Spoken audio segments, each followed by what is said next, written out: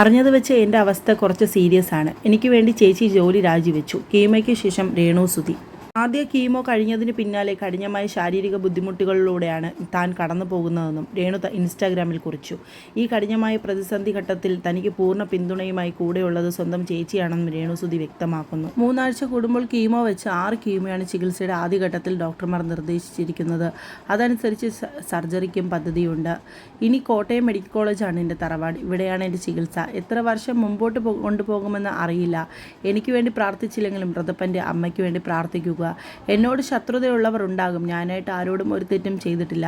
കീമോയ്ക്ക് ശേഷം എന്നെ പുറത്ത് നിർത്തിയിരുന്നു. ചേച്ചിയോടും ചേട്ടപ്പിയോടുമാണ് എൻ്റെ ആരോഗ്യ വിവരം എല്ലാം തന്നെ ഡോക്ടർ പറയുന്നത്.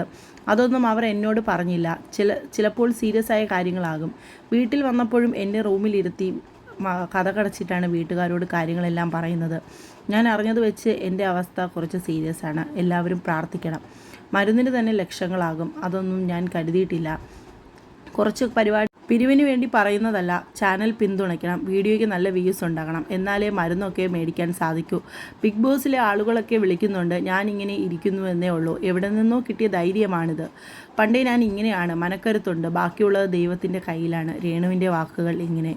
പ്രൊഫഷണൽ നേഴ്സായ തൻ്റെ ചേച്ചി തൻ്റെ ജോലിയിൽ നിന്ന് രാജിവെച്ചാണ് ഇപ്പോൾ രേണുവിനെ പരിചരിക്കാൻ ഒപ്പമുള്ളത്.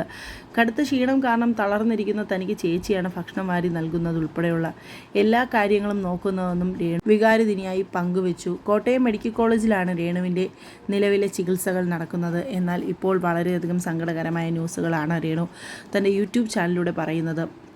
ചികിത്സയ്ക്കായി ജോലി വേണ്ടാന്ന് വെച്ചിരിക്കുകയാണ് തൻ്റെ സഹോദരി. കരുതലിന് മുന്നിൽ ഒപ്പം തന്നെ തനിക്കൊപ്പം ഉണ്ട് എന്നും രേണു വ്യക്തമാക്കി. തൻ്റെ ചേച്ചിയാണ് ഇപ്പം തനിക്കൊപ്പം ഉള്ളത്. എല്ലാ കാര്യങ്ങളും ചേച്ചി തന്നെയാണ് നോക്കുന്നത്.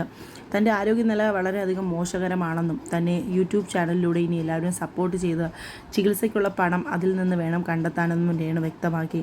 സഹായിച്ചില്ലെങ്കിലും ആരും ഉപദ്രവിക്കരുതും, ആദരാഞ്ജലികൾ പോസ്റ്റ് ചെയ്യരുത് എന്നൊക്കെയായിരുന്നു രേണുവിൻ്റെ അഭ്യർത്ഥന. എല്ലാവരും തന്നെ യൂട്യൂബ് ചാനൽ സബ്സ്ക്രൈബ് ചെയ്ത് തന്നെ സഹായിക്കണമെന്നൊരു അഭ്യർത്ഥന മാത്രമേ ഉള്ളൂ. പിരിവും മറ്റും കാര്യങ്ങൾ നടക്കുന്നതൊന്നും രേണുവിൻ്റെ അറിവോടെയും സമ്മതത്തോടെ അല്ല എന്നും രേണു സുധി വ്യക്തമാക്കി. കൊല്ലം സുധിയുടെ മരണത്തിന് ശേഷം വളരെയധികം വിവാദമായ ഒരു താരമായിരുന്നു രേണു സുധി. കൊല്ലം സുധി മരിച്ചതിന് ശേഷമാണ് രേണു സുധി എന്ന താരം തന്നെ മുമ്പോട്ട് വരുന്നത്. ഇപ്പോൾ ഇതാ വളരെയധികം വിവാദകരമായി മുമ്പോട്ട് പോയപ്പോഴാണ് രേണു സുധിനെ ക്യാൻസർ എന്ന മഹാമാരി പിടികൂടിയിരിക്കുന്നത്. ഇപ്പോൾ അതിൻ്റെ ചികിത്സയും കാര്യങ്ങളും എല്ലാം തന്നെ നടക്കുകയാണ്. വളരെയധികം സങ്കടകരമായൊരു വാർത്ത തന്നെയാണ് ഇപ്പോൾ മുമ്പോട്ട് വന്നുകൊണ്ടിരിക്കുന്നത്. തൻ്റെ യൂട്യൂബ് ചാനലിലൂടെ തൻ്റെ രോഗവിവരം എല്ലാം തന്നെ പ്രേക്ഷകരോട് രേണു പങ്കുവെക്കാറുണ്ട്.